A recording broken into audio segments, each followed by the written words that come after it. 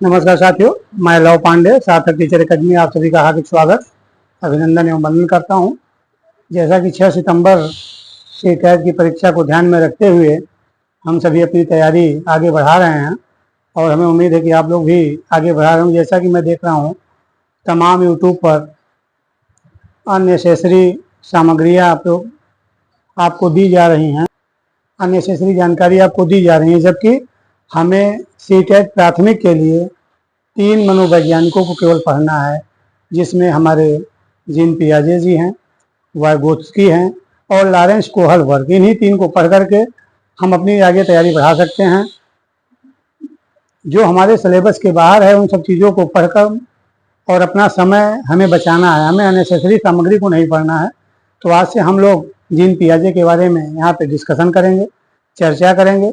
यदि आप कोई साथी मेरे साथ लिखना चाहें तो लिख सकते हैं, अन्यथा वीडियो ख़त्म होते ही आप जाएंगे सार्थक टीचर एकेडमी पे देखेंगे तो जो भी हम जीन पियाजे के बारे में आपसे चर्चा किए रहेंगे उसका PDF वहाँ पे अपलोड आपको मिलेगा।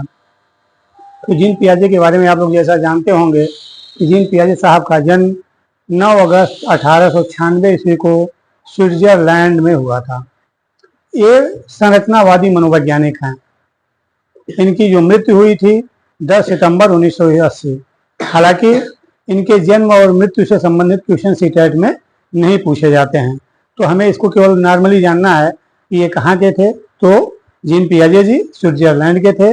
9 अगस्त 1896 ईस्वी को इनका जन्म हुआ था और 10 सितंबर 1980 को इनकी मृत्यु हुई थी।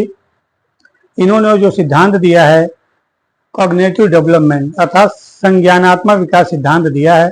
इनके हिंदी में कई नाम हैं, उसको संज्ञानात्मक संरचनावाद सिद्धांत, बौद्धिक विकास सिद्धांत, विकासात्मक सिद्धांत और मनोवैज्ञानिक विकासात्मक सिद्धांत के नाम से भी जाना जाता है।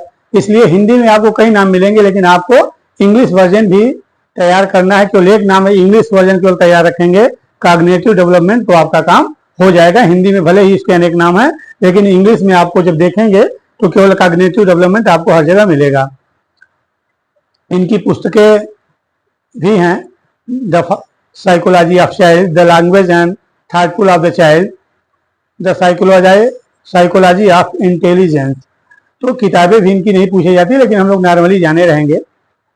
इन्होंने स्वयं के बालक पुत्र लॉरेंट और पुत्री ल्यूसिन पर अपनी पत्नी के साथ मिलकर के इन्होंने रिसर्च किया था। इन्होंने 3 बालकों पे अपने पुत्र लॉरेंट, पुत्री ल्यूसिन और जैकलिन के साथ मिलकर के इन्होंने रिसर्च किया था और इन्होंने एक संप्रत्यय दिया कि था जैसे जैसे हम बढ़ते हैं हमारी बुद्धि का, अर्थात बुद्धि का तात्पर्य स्कीमा से है, बुद्धि की जगह पे इन्होंने स्कीमा शब्द का प्रयोग किया गया है। और यह स्कीमा शब्द हमें आपको सीटेट की परीक्षा में बहुत परेशान करता है। तो हमें स्कीमा को किसी अन्य अर्थ में नहीं, अर्थात बुद्धि की जगह पे ही इन्होंने स्कीमा का प्रयोग किया है, ये जानना होगा। इनका विचारधारा था इस सिद्धांत का, जो संज्ञानात्मक विकास का सिद्धांत था इनका, इस सिद्धांत की विचारधारा का मानना है कि बालक की आयु के साथ साथ उनकी बुद्धि का अर्थात स्कीमा में परिवर्तन होता रहता है। कुछ महत्वपूर्ण संप्रत्यय 2-3 इनके सबसे आपके सिलेबस में जो भी हमारे वैज्ञानिक हैं मनोवैज्ञानिक, उनमें जीन पियाजे साहब ही सबसे बड़े हैं। तो इसको 3 से 4 दिन में हम लोग खत्म कर लेंगे। कुछ आज इनकी जो महत्वपूर्ण संप्रत्यय शब्दावलियां हैं हम लोग चर्चा करेंगे। सबसे पहले स्कीमा। स्कीमा क्या है? ऐसी मानसिक संरचना जिसका सामान्यीकरण संभव हो उसे स्कीमा कहते हैं। अर्थात ऐसी मानसिक संरचना जो आयु के साथ बदलती रहती है उसे हम स्कीमा कहते हैं। हमारे आपकी साधारण भाषा है, जबकि किताबी भाषा में हम लोग जानेंगे जैसे स्कीमा एक संगठनात्मक इकाई है जिसे बच्चा अपने ज्ञान के संरचना के रूप में विकसित करता है और अपनी जानकारियों को छोटे छोटे भागों में व्यवस्थित करता है, जिसे सामान्य भाषा में हम सूचनाओं का पैकेट कहते हैं। कभी कभी क्वेश्चन बन सकता है कि सूचनाओं का पैकेट के रूप में हम किसको जानते हैं, तो या बुद्धि दिया रहेगा विकल्प में या स्कीमा दिया रहेगा, आप उसको टिक करके आएंगे।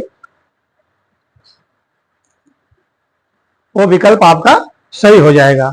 स्कीमा के अंतर्गत मुख्यतः 2 प्रक्रिया समाहित होती हैं। एक है संगठन, दूसरा है अनुकूलन। संगठन को ऑर्गेनाइजेशन बोलेंगे, अनुकूलन को एडाप्टेशन बोलेंगे। फिर अनुकूलन के अंतर्गत आत्मसातीकरण अर्थात समावेशन, जिसको इंग्लिश में एसिमिलेशन, और दूसरा है समाविष्टीकरण एक्मोडेशन, हम लोग इसको जानेंगे। फिर इनका एक प्रत्यय इसी में आता है संप्रत्यय। दूसरा संप्रत्यय ऑर्गेनाइजेशन, संगठन, अर्थात सूचनाओं का पैटर्न जो प्रत्येक बालक स्वयं से निर्मित करता है वह क्या है, संगठन कहलाएगा। जैसे हड्डी के डॉक्टर के पास हड्डियों की संपूर्ण जानकारी होती है, तो संगठन कुछ और नहीं बल्कि सूचनाओं का वह पैटर्न है जो प्रत्येक बालक स्वयं से निर्मित करता है, वह संगठन कहलाता है, या उसको हम संगठन कहते हैं। जैसे मैंने बताया कि हड्डी के डॉक्टर के पास हड्डियों की संपूर्ण जानकारी होती है, या अध्यापक के पास अपने विषय का संपूर्ण ज्ञान होता है, वही हमारा संगठन कहलाता है। किसी व्यक्ति के पास कार्य करने का जो अपना स्वयं का तरीका होता है, हम लोग किताबी भाषा न जान करके सीधे आप जानिए व्यवहारिक भाषा, किसी व्यक्ति के पास कार्य करने का जो अपना स्वयं का तरीका होता है उसे संगठन कहते हैं। फिर हम आते हैं अनुकूलन एडॉप्टेशन, प्राप्त जानकारियों के आधार पर स्वयं को समाज में समायोजित करना अथवा समस्या का समाधान करना अनुकूलन कहलाता है। अनुकूलन के अंतर्गत दो प्रक्रियाएं सम्मिलित होती हैं। पहला होता है आत्मसातकरण समावेशन, जिसको इंग्लिश में एसिमिलेशन बोलेंगे। तो हम लोग पहले आत्मसातकरण समावेशन को समझते हैं। जैसे एक क्वेश्चन हम आपसे पूछते हैं कि विभिन्न विषयों और क्षेत्रों की जानकारी का व्यवस्थित रूप जानकारी जहां होती है उसे जीन पियाजे के अनुसार कहते हैं। विकल्प रहेगा स्कीमा, जीववाद, अहम केंद्रित या अपलटावी। तो सीधे सीधे भी जैसे हमने चर्चा किया स्कीमा कि विशेष क्षेत्रों की जानकारी का जो व्यवस्थित रूप होता है उसको स्कीमा कहेंगे, तो स्कीमा विकल्प आपका सही हो जाएगा। जो आत्मसातकरण होता है समावेशन अर्थात एसिमिलेशन जो होता है, पूर्व ज्ञान के आधार पर किसी नए ज्ञान में स्वयं को समायोजित कर लेना।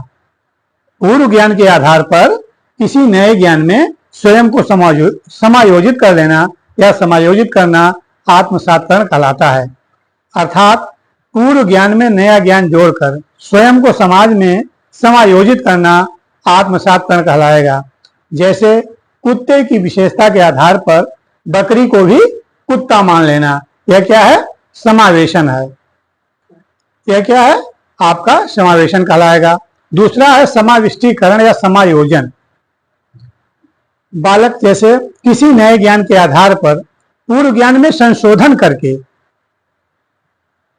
जो हमारा समाविष्टीकरण है या समायोजन है उसमें थोड़ा सा अंतर है। किसी नए ज्ञान के आधार पर पूर्व ज्ञान में संशोधन करके स्वयं को समाज में समायोजित करना अथवा समस्या का समाधान करना समाविष्टीकरण या समायोजन कहलाएगा।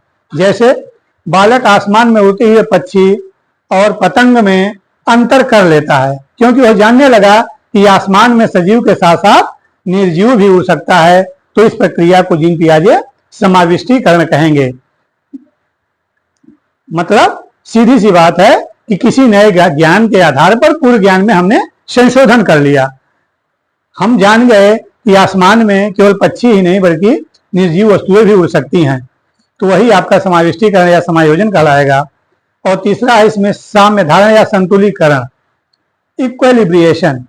जैसे आत्मसातकरण तथा समाविष्टीकरण के बीच का जो पार्ट होगा, आत्मसातकरण अर्थात समावेशन और समाविष्टीकरण के बीच में जो सामंजस्य बनाकर स्वयं को समाज में हम लोग समायोजित करेंगे, वो साम्य धारण या संतुलीकरण कहलाता है। ये आज आपके 4-5 पॉइंट हम लोगों ने छोटे छोटे संप्रत्यय पे चर्चा किया।